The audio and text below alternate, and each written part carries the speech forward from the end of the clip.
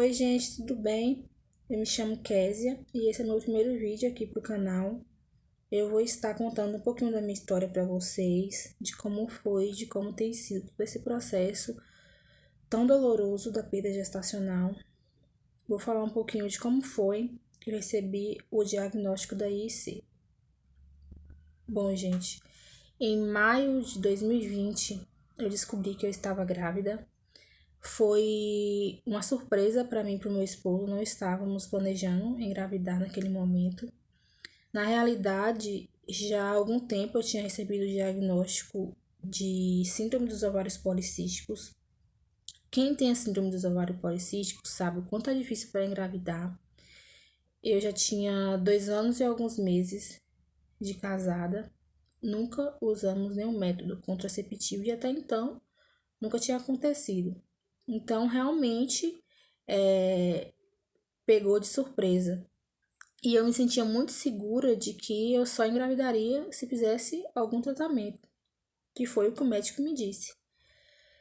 Então, foi um susto muito grande, é um susto bom, ficamos muito felizes. Eu vou contar a história bem resumida para vocês, para o vídeo não ficar muito grande. Nosso primeiro ultrassom, descobrimos que já estava com 9 semanas, que eu já estava com 9 semanas de gestação, já estava bem avançada. E até então, gente, tudo ok, tudo certo. Uma gravidez super tranquila, não sentia nada de enjoo, estava tudo bem comigo e com o bebê. Com 14 semanas, descobrimos que seria uma menininha, tudo ok comigo e com ela.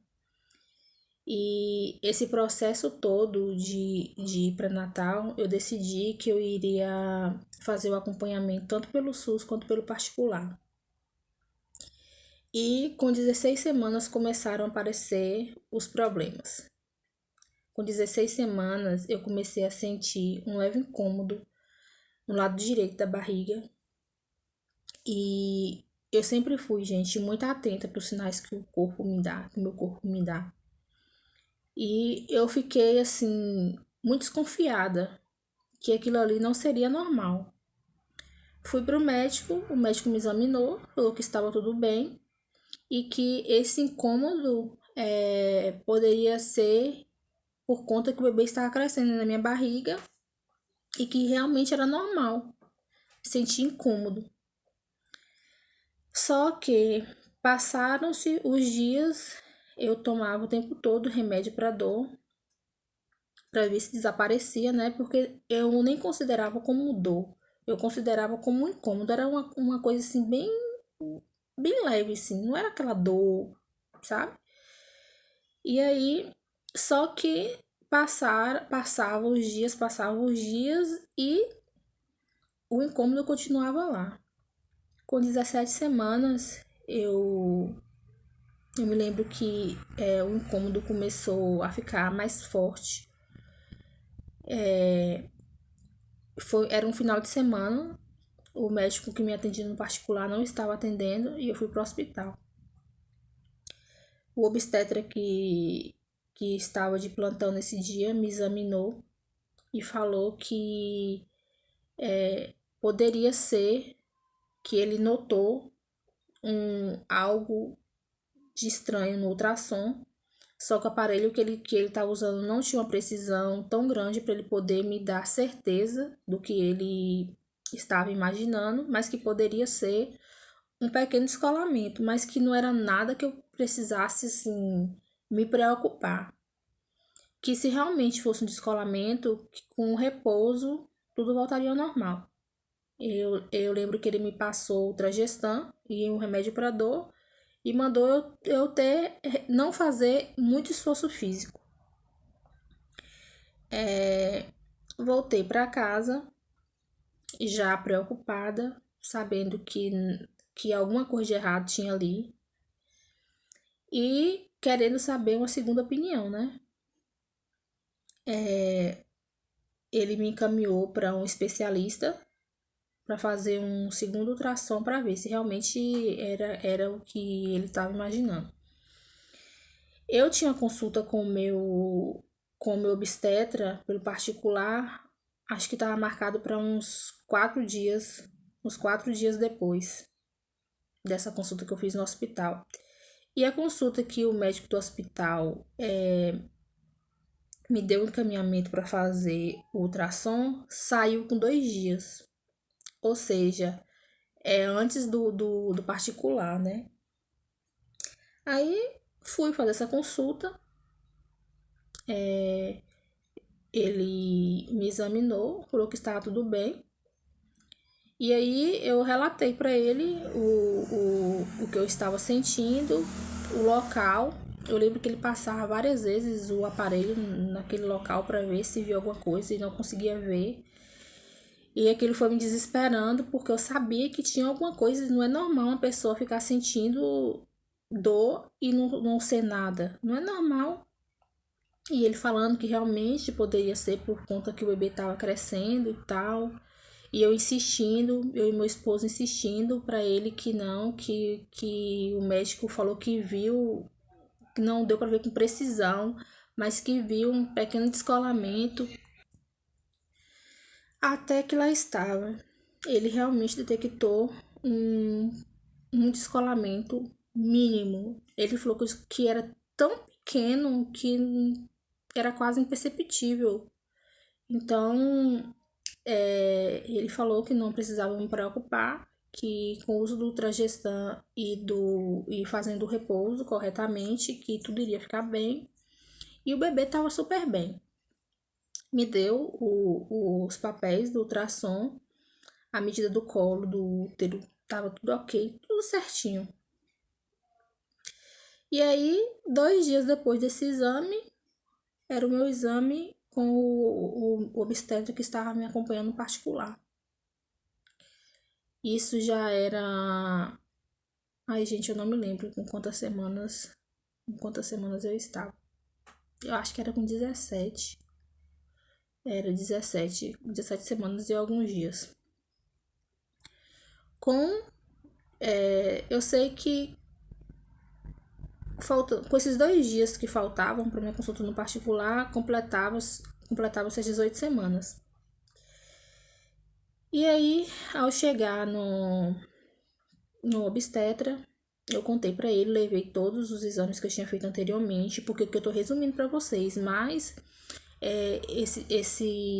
esse processo todo, até o dia que eu descobri o problema, realmente foram muitas consultas, uma atrás da outra.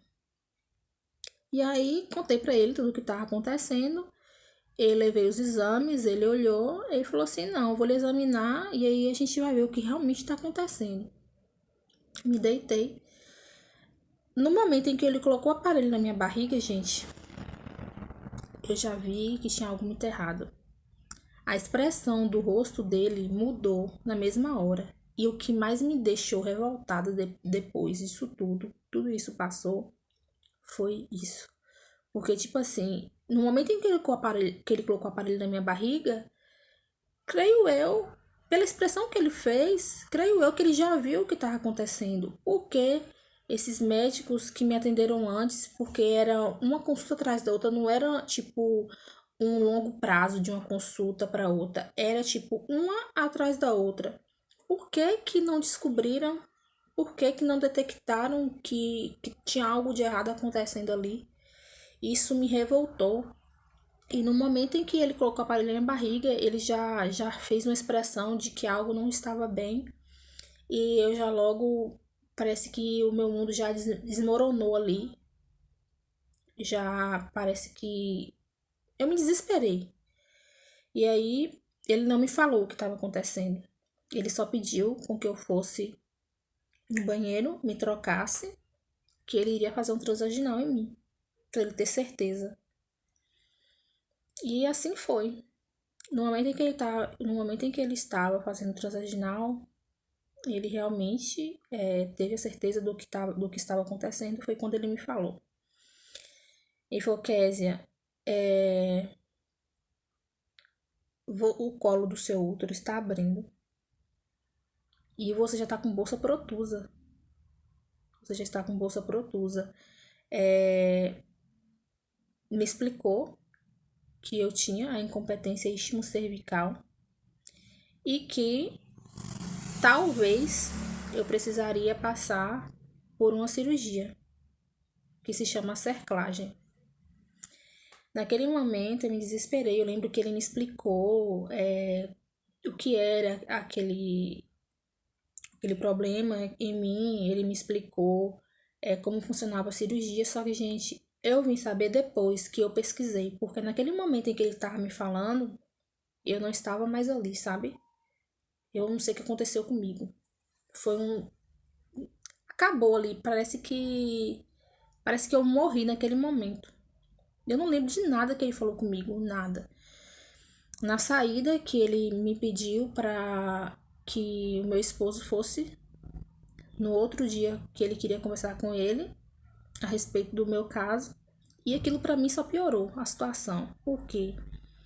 Na minha cabeça ele estava me escondendo alguma coisa, na minha cabeça minha filha estava morta dentro da minha barriga e ele não queria me falar. E ele só queria falar pro meu esposo. Passou, gente, mil e uma coisas na minha cabeça. E aí, fui pra casa, assim, acabada, destruída. Meu esposo, no dia seguinte, foi conversar com ele. Ele explicou pro meu esposo a minha situação, que era uma situação muito delicada, que seria uma cirurgia delicada, muito complicada para fazer e que ele não podia arriscar, porque por conta da bolsa já estar protusa, no momento em que fosse fazer a cirurgia, poderia ser que estourasse a bolsa. E se fosse o caso de acontecer isso, seria melhor arriscar, né, o repouso do que a cirurgia, tentar pelo repouso, não pela cirurgia, e que ele precisaria de alguns dias para estudar o meu caso. E mandou retornar depois de 7 dias. Gente, foram 7 dias infinitos. E com 5 dias eu não suportei. Eu estava fazendo tudo em cima da cama. Eu não levantava para nada. Meu esposo que me trocava. Eu usava fralda. Eu me alimentava na cama. Eu tomava banho na cama. E já sentindo a dor do lado que não passava, da barriga que não passava. E juntou tudo. Eu quase surtei. Com 5 dias, eu não aguentei. Eu pedi para eles me atenderem, pelo amor de Deus, porque eu já não estava mais aguentando. E fui, com 5 dias, retornei. E ao me examinar, a notícia que eu não desejo para ninguém receber. Que foi, o meu caso tinha se agravado e ele não poderia fazer nada por mim. Na realidade, ele já não iria poder fazer. Ele já tinha estudado meu caso, tinha passado para outros especialistas e eles chegaram à conclusão de que não poderiam fazer, a medicina não podia fazer nada por mim. E foi terrível, foi terrível. Eu me desesperei, eu não aceitava aquele diagnóstico. Eu coloquei culpa no médico, coloquei culpa em mim. Não aceitei o diagnóstico, fui atrás de outro médico, em um obstetra de alto risco, que foi uma das melhores coisas que eu fiz também. Foi uma pessoa que Deus colocou na minha vida para me abençoar. Que através da vida desse médico eu recebi um grande presente, que é uma amiga que ele me apresentou, que tem me ajudado muito nesse processo tão difícil. E no momento em que esse médico de alto risco, esse obstetra de alto risco me atendeu, ele falou: Kézia, infelizmente, é isso mesmo, não tem como fazer nada. a bolsa, gente, já estava muito baixa, já estava no canal vaginal. E ele falou, mas não desiste não, não desiste. Faz o repouso que vamos conseguir segurar seu bebê. Vamos conseguir salvar. E mesmo, gente, mesmo sabendo que nada poderia ser feito por mim, ele acreditou, sabe? E foi muito humano, ele acreditou em mim. E quando nem eu mesma acreditava. E nesse momento é disso que a gente precisa, sabe? Às vezes os médicos. Eu sei que é a profissão deles, talvez a verdade tenha que ser dita assim, nua e crua. Mas eu acho que acima de tudo, você tem que se pôr no lugar da pessoa e você tem que ser humano. Porque ali, mesmo sabendo que não tinha jeito para mim mais, eu busquei no fundo uma pontinha de esperança, porque eu não acreditava em mim mais, mas ele acreditou. Ele me deu força. Ele me incentivou. E eu lembro que ele suspendeu o Ultragestan, que no caso eu estava usando o Ultragestan introduzido, e aí ele suspendeu porque era perigoso no momento que eu estivesse colocando a bolsa estourar. Eu comecei a tomar via oral e foram dias, 3 dias após essa consulta com ele, eu entrei em trabalho de parto, mas foram dias tensos. Esses 3 dias eu não levantava nem para comer, eu comia deitada, porque ele disse que eu não poderia nem me sentar, eu não podia nem sentar. E foram dias muito tensos. 3 dias depois, o tampão saiu. Eu logo me desesperei. E o meu erro talvez tenha sido esse. Hoje eu não procuro, sabe? Eu não procuro ficar colocando erros, apontando erros pra mim, pra fulano, pra ciclano. Eu procuro não fazer isso mais, porque eu entendi que não cai uma folha da árvore se não for da vontade de Deus. Que tudo está nos planos de Deus e Ele tem o controle de tudo. E se aconteceu, foi porque Ele permitiu. Então, hoje eu não procuro ficar apontando erro para ninguém. Mas naquele momento eu me desesperei. O tampão saiu, eu me desesperei. 3 horas depois que o tampão saiu, eu comecei a sangrar. E fui pro hospital. Chamamos a ambulância me buscou. A ambulância corria muito, gente. A ambulância corria muito e eu ia para um lado, ia para o outro. E na realidade, eu fui porque eu tive um sangramento pouco. Mas nessa ida de casa para o hospital, com a ambulância correndo muito e me chacoalhava o tempo todo, o sangramento aumentou. E eu já cheguei no hospital já sangrando muito. A médica fez ultrassom em mim. Falou, me mostrou, minha filha estava super bem. Ela falou, sua bebê tá muito bem, tá mexendo muito, o tamanho dela tá certo, batimento cardíaco, tudo certinho, sabe, gente? E depois que eu recebi o diagnóstico da incompetência, fazer ultrassom para mim era uma tortura. Porque todo ultrassom que eu fazia, os médicos falavam, sua filha tá muito bem, mas infelizmente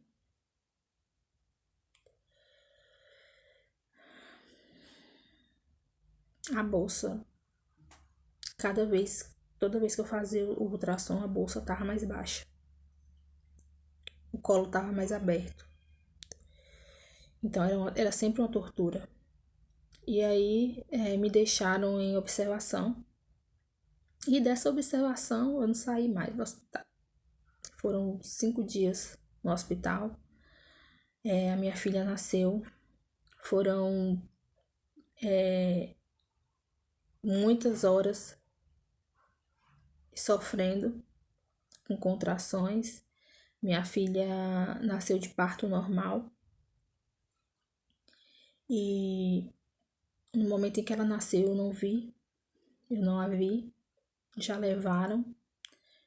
E quando me trouxeram ela para eu ver, ela já estava sem vida.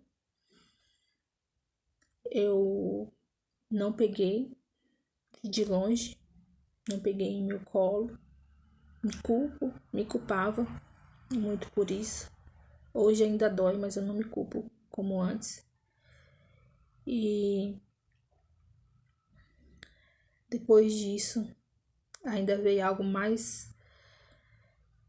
não mais doloroso, porque nada é mais doloroso que a perda de um filho, mas a curetagem é algo que, meu Deus, foi uma das piores coisas que eu já fiz na minha vida, foi a curetagem. Eu acho um procedimento muito invasivo. A mulher já tá passando por aquela fase tão difícil da perda e então tem que passar pela curetagem. Passei pela curetagem e logo após a curetagem a médica veio e me explicou que um dos motivos pela perda foi a infecção. Eu estava com infecção muito grande, eu não sabia que eu estava com infecção. E foi um dos motivos pelo qual o parto prematuro aconteceu. Fiquei 5 dias no hospital e 5 dias minha filha ficou lá, me esperando. Saiu junto comigo, congelaram, né, ela, porque eu exigi que ela não saísse antes de mim, que eu queria que saísse comigo. E foi a pior parte, gente. Na realidade é difícil falar esse processo todo, qual foi a pior parte. Porque ficar todos aqueles dias no hospital, com mulheres tendo seus filhos ao meu lado, com mulheres amamentando, vendo choros de bebê, é difícil. E no dia que eu saí do hospital, eu saí com minha filha dentro de uma caixa de lupa. Dentro de uma caixa de lupa. Cheguei em casa, me tranquei no quarto, já estava tudo pronto. Meu esposo já tinha deixado tudo pronto, o caixãozinho, as flores. Eu arrumei minha filha dentro do caixãozinho e meu marido levou, enterrou. Eu não consegui enterrar. Era demais pra mim, sabe? E depois de tudo isso, começou mais uma batalha. Os meus seios lotados de leite, cheio de leite. E cadê minha filha para amamentar? Não tinha. Os médicos em nenhum momento se preocuparam com isso, sabe? Porque eu acho, gente, que os médicos tinham que estar mais preparados, sabe? Porque a gente que passa, ainda mais eu, mãe de primeira viagem, Tem mães que passam por isso que eu tô passando mais de uma vez. Mas a gente, mãe de primeira viagem que passa por isso, a gente não sabe de nada. Sabe o que vai acontecer. Eu mesmo nunca na minha vida sabia que existia essa tal da IIC. Eu só descobri depois que eu passei. Entendeu? E os médicos já sabem de tudo que acontece, já sabem de tudo que vai acontecer. E tem certos tipos de coisas que podem ser evitadas.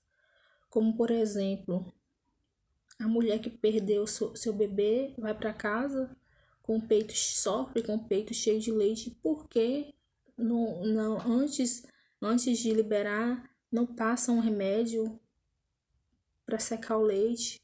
Ou pelo menos oriente, porque eu sei que tem muitas mulheres que talvez não queiram tomar, mas pelo menos oriente. Porque. Então, gente, isso daí que eu acabei de falar é minha opinião. A respeito da experiência que eu tive. Eu sei que nem todos os médicos são iguais. Eu sei que tem muitos médicos que têm esse cuidado, entendeu? Eu sei também que tem muitas mulheres que, por mais que recebam a orientação, não queiram tomar, porque preferem deixar o leite secar naturalmente. Eu, particularmente, preferia ter recebido essa orientação e não passar por mais essa, né? Por mais essa, porque a gente já tá vindo de uma fase tão difícil da perda e ainda ter que passar por essa fase de ter tanto leite, de estar sofrendo ali com leite empedrando e você não ter seu filho para amamentar. Então eu acho que deveria haver mais cuidado da parte dos médicos com nessa parte, né? Então, gente, essa foi minha história. Agora em maio, dia 2 de maio, completou 8 meses que eu perdi minha filha. Eu comecei agora a me permitir pensar numa segunda gestação. Eu não estava preparada, até então não estava me sentindo preparada. Comecei a fazer exames para descartar qualquer tipo de situação que venha aparecer de surpresa, né, em uma próxima gestação. Estou fazendo vários exames, eu vou compartilhar com vocês em um próximo vídeo. E assim, eu queria deixar aqui todo o meu carinho com todas as mães que estão passando pelo mesmo que eu. Dizer que você não está só. Eu, por muito tempo, me paralisei por conta dessa perda. Me culpei por muito tempo. Culpei os médicos. Mas até Deus eu culpei. Mas hoje eu entendo que o que aconteceu comigo foi permissão de Deus. Foi da vontade dele.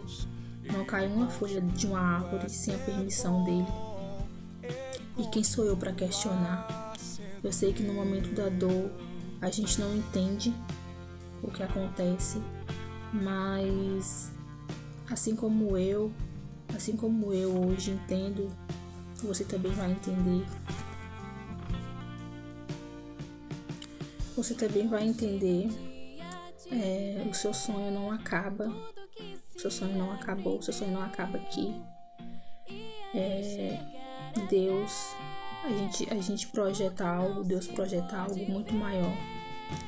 E eu tenho certeza que assim como Deus vai me dar a minha promessa, Deus vai me dar o meu filho, Ele vai te dar também.